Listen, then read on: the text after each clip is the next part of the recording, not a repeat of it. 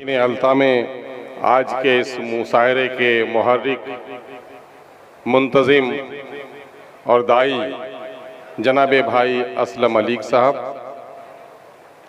Daesh पे तशरीफ़ फरमा महबूब शायर, नात के बहुत ही उम्दा और पाकीज़ा कलमात के शायर, सेकुलरिज़म के रोशन चिराग जनाब शंकर कैमूरी साहब, दिगर मुअज़्ज़ज़ शोराए कराम, दाइश पे तशरीफ़ फरमा अजीज़ा चेयरमैन साहिबा, भाई जानाब इलियास साहब, इस महफिल को सजाने और संवारने में अपना नुमाया रोल अदा करने वाले अजीज़ी मुखिया सलमान साहब, अजीज़ी दिलीप बाबू और दिगर मुअज़्ज़ज़ अहबाब, यहाँ पर मौजूद मीडिया के साथियों, मुख्तलिफ पंचायतों के पंचायत नुमाइंदगान, जिला परिषद के रुकन अजीज़ी फैज़ान और कुर्ब जवार की बस्तियों से आए हुए उर्दू के परवानों, उर्दू के दीवानों, अपनी मादरी ज़बान से मोहब्बत करने वाले उर्दू के शहदाइयों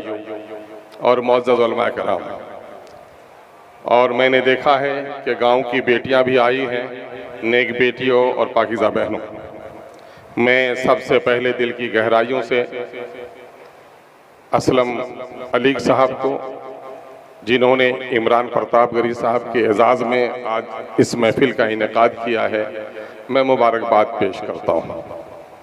और मैं अल्लाह रब्बुल इज़्ज़त से दुआगो हूँ कि सिर्फ ये मुशायरा न हो, बल्कि इस वक्त मज़लूम उर्दू की दवा भी बन जाए, उर्दू के ज़ख्म पे मरहम भी लग जाए, उर्दू के मसाइल हल भी हों और उर्दू से लोगों की जो मोहब्बत, बेपनाह मोहब्बत है, इसमें और तवानाई और ताज़गी पैदा हो।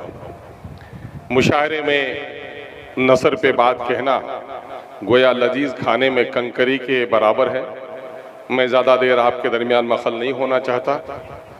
मुझे चूँकि दूसरे प्रोग्राम में शामिल होना है, इसलिए ज़रा मैंने माजरत ख्वाही कर ली है कि चंद जुमले असलम साहब ने दावत दी कि सियासी मैदान से ऊपर उठकर भी हम लोग को काम करना चाहिए और अदब पर किसी सियासत का नहीं, बल्कि सियासत पे अदब का असर होना चाहिए। उसकी इस दावत पर लब्बैक कहकर मैं यहाँ आया हूँ। उर्दू मेरी जान है, उर्दू मेरी माँ की ज़बान है, उर्दू से मुझे इश्क भी है, मोहब्बत भी है, उर्दू मेरा ईमान है। और उर्दू की जहाँ महफिल संवरती है, जहाँ सजती है, वहाँ जाना मेरी पहचान भी है। और मैं आपसे कहना चाहता हूँ कि माँ के दूध के कतरों का जो आदमी पर कर्ज होता है, वही मादरी ज़बान का कर्ज होता है। उर्दू खालिस हिंदुस्तानी ज़बान है। इसी गंगो जमन की आगोश में इस ज़बान ने परवरिश पाई है। हिंदू, मुस्लिम, सिख, ईसाइयों ने सब ने मिलकर इसकी परवरिश की है। और गुलाम सरवर साहब ने कहा कि यह बात 100% गलत है कि उर्दू मुसलमानों की ज़बान है, उर्दू खालिस हिंदुस्तानी ज़बान है। जितनी ये बात सच है कि उर्दू हिंदुस्तानी ज़बान है, उतनी ये बात भी सच है कि आज उर्दू मुसलमानों की ज़बान होकर रह गई है।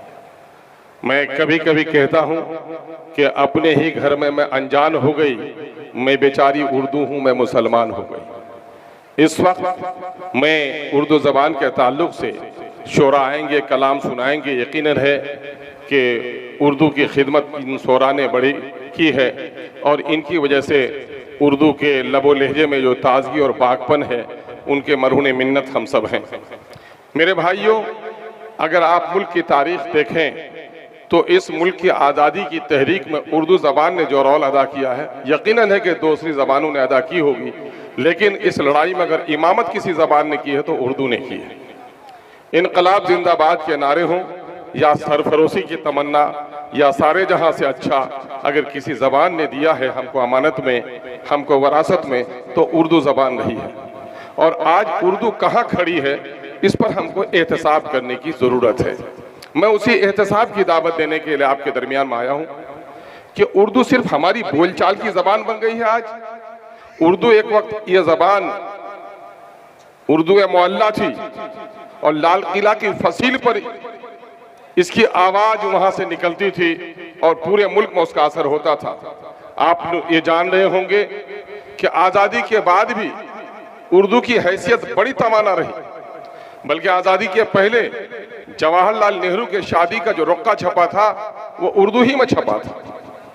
और उस वक्त उर्दू हिंदू और मुसलमानों के दरमियान में, सिख और ईसाइयों के दरमियान में, बिरादरी के दरमियान में तकसीम नहीं हुई थी। लेकिन न जाने क्यों मुल्क की आजादी के बाद कुछ दीवानों ने मुल्क को तकसीम कर दिया और मुल्क के तकसीम का असर उर्दू जबान पर भी पड़ा। और इस मुल्क में हुकूमत करने वालों ने फिरका परस्ती के लिए जहां मजहबी अलामतों का इस्तेमाल किया, वहीं उर्दू जबान को भी निशाना बनाया, जिसकी वजह से क्या हुआ कि उर्दू को देश निकाला करने की कोशिश की जा रही है। मैं उर्दू के ताल्लुक से बात करते हुए कांग्रेस के लीडर जगन्नाथ मिश्रा को फरामोश नहीं कर सकता, जिसने उर्दू को दूसरी सरकारी जबान की हैसियत दी। लेकिन मैं आपको बता दूं कि इस हकीकत से भी कोई इनकार नहीं कर सकता कि उर्दू को सरकारी जबान का दर्जा मिलने से पहले हम लोगों ने सन 1980 में मैट्रिक किया है, और हमारे जो हमजलीस रहे होंगे उनको मालूम होगा कि उस वक्त सिर्फ उर्दू बहैसियत एक जबान की नहीं, बल्कि उर्दू मीडियम थी।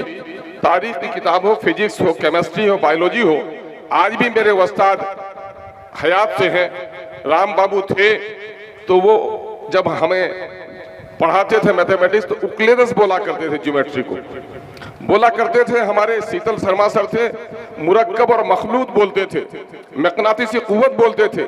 बैक वक्त उर्दू और हिंदी के दोनों इस्तिलाहात इस्तेमाल करते थे। उर्दू उतनी लाचार नहीं हुई थी। लेकिन जब उर्दू को बिहार में दूसरी सरकारी जबान का दर्जा मिला, उसी वक्त से Bihar Urdu text book corporation ने उर्दू किताबों को छापना बंद कर दिया। आज मैं ये कहता हूं कि उर्दू को दूसरी सरकारी जबान की हैसियत मिली, सर पे ताज रखा गया और गर्दन में चुपके से तलवार भी रख दी गई, जिसका नतीजा ये हुआ कि उर्दू को दूसरी सरकारी जबान बनने से पहले जो फौकियत हासिल थी, दूसरी जबान सरकारी जबान मिलने के बाद इनके कुछ ट्रांसलेटर्स, कुछ मुतरजिम, कुछ टाइपिस्ट तो बहाल हो गए, लेकिन उर्दू स्कूलों से निकाल दी गई। और आज भी मैं बता रहा हूं कि पहले स्कूलों का मानक मंडल 9+1 था, उर्दू और पर्शियन के टीचर थे, फारसी के टीचर निकाल दिए गए, और अभी मानक मंडल 5+1 का हो गया है। और अगर वो नाफिज हो जाए तो हाई स्कूलों में उर्दू का टीचर भी नहीं मिलेगा। आखिर उर्दू के साथ ये शरारत कौन कर रहा है? मैं किसी और को बदनाम नहीं करना चाहता। उर्दू के साथ अगर कोई गफलत कर रहा है तो वो उर्दू आबादी है, वो आप हैं और हम हैं। आज क्या वजह है कि हम उर्दू के नाम पर जमा हुए हैं? आपके शौक को मैं सलाम करता हूं, लेकिन क्या हमारी बस्तियों में उर्दू के कितने अखबार आते हैं? हम बंगाली भाइयों को मुबारकबाद देते हैं कि शादी में उनके रुक्के छपते हैं तो बंगाली जबान में छपते, लेकिन हमारे यहाँ सुरजापुरियों के दरमियान में उर्दू आबादी में जिनके रिश्तेदारों का 90% अंग्रेजी से नावाकिफ है, वो अंग्रेजी में रुक्का छापना फख्र महसूस करता है और उर्दू में नहीं बल्कि अब दूसरी जबान में भी छापने लगा है। दुकानों की पेशानियों से उर्दू गायब हो गई है, स्कूलों की पेशानियों से उर्दू गायब हो गई है। सरकारी तमाम तर सर्कुलर के बावजूद भी जो इख्तियारात आपको हासिल हैं, आप और हमने गफलत बरती है। आज कई सालों से रजिस्ट्री ऑफिस में रजिस्ट्रेशन का काम बंद हो गया है, और आप जानते हैं पहले रजिस्ट्री ऑफिस में 2 उर्दू के कलर लाजमी तौर पर हुआ करते थे, एक नकल नवेश होता था, एक प्रूफ रीडर हुआ करता था। लेकिन आपने और हमने जब उर्दू को छोड़ दिया, उसकी मुलाजमत भी चली गई। उर्दू सिर्फ मुशायरों से जिंदा नहीं रह पाएगी, उर्दू सिर्फ अदब से जिंदा नहीं रह पाएगी। आज के दिन में अगर आप देखेंगे तो ऐवानों में जो है, उर्दू के जो ऐवान है, उर्दू की जो एकेडमियां हैं, जो फिक्शन हो या उनका अदब हो, वो आलमी पैमाने का अदब शाया हो रहा है। किताबें एक से एक आ रही हैं, नाविल से नाविल तक और दास्तान से लेकर गजल तक जो शायरी हो रही है, बड़े पैमाने की बेहतरीन शायरी हो रही है। लेकिन उर्दू ऐवान में जिंदा नहीं रहेगी, बल्कि उर्दू अवाम से जिंदा रह सकती है, और उर्दू का रिश्ता अवाम से बहुत हद तक कट गया है। हम चाहते हैं कि आइए हम और आप अहद करें कि आज जिस शायर के बागपन के जुमले को हम सुनने के लिए आए हैं, तो किस वजह से उर्दू से हमारा एक लगाव है।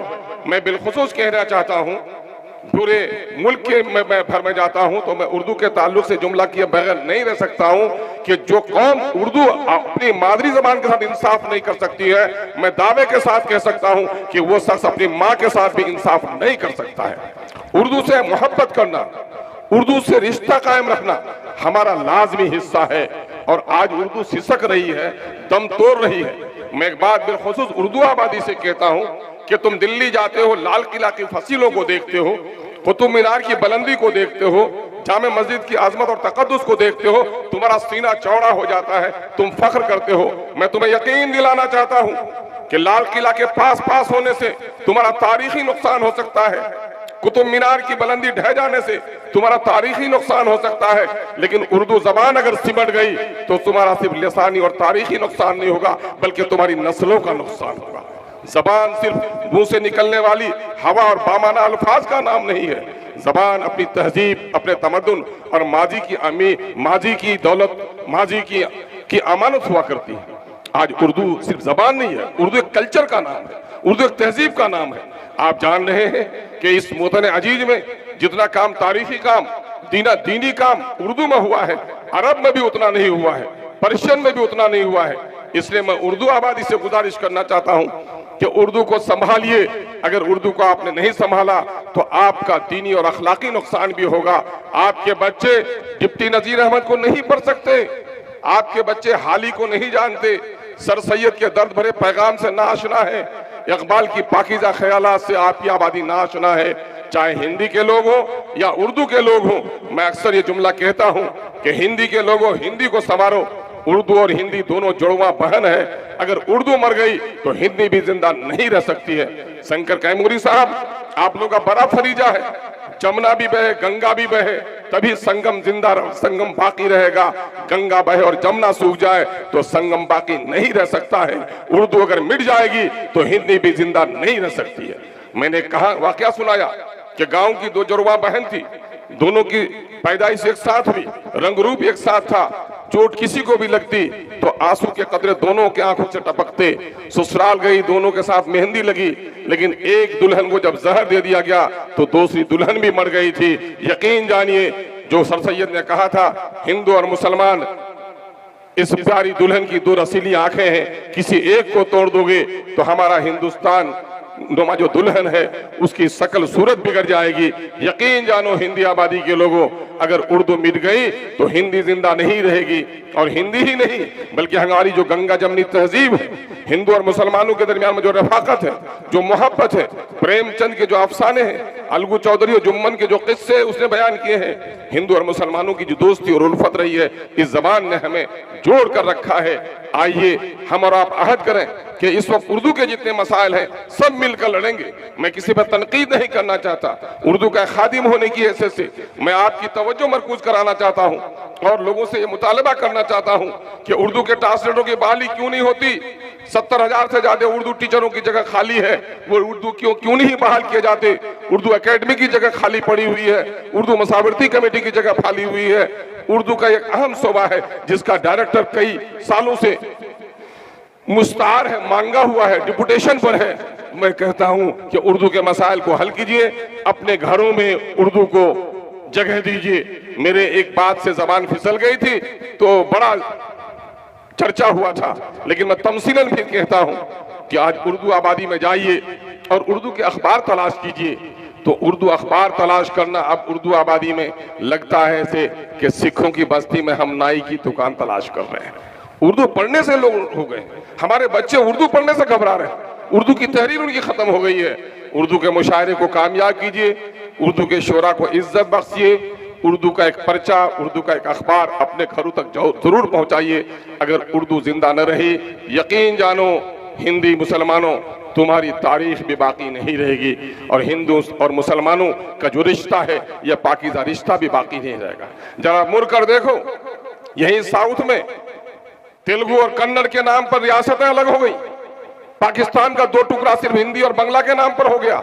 आस्कर आनल्ड ने कहा था, किसी कौम को तुम तबाह करना चाहो तो उसकी नस्लों की गर्दनों पे शमशीर मत चलाओ, उसकी मादरी जबान छीन लो।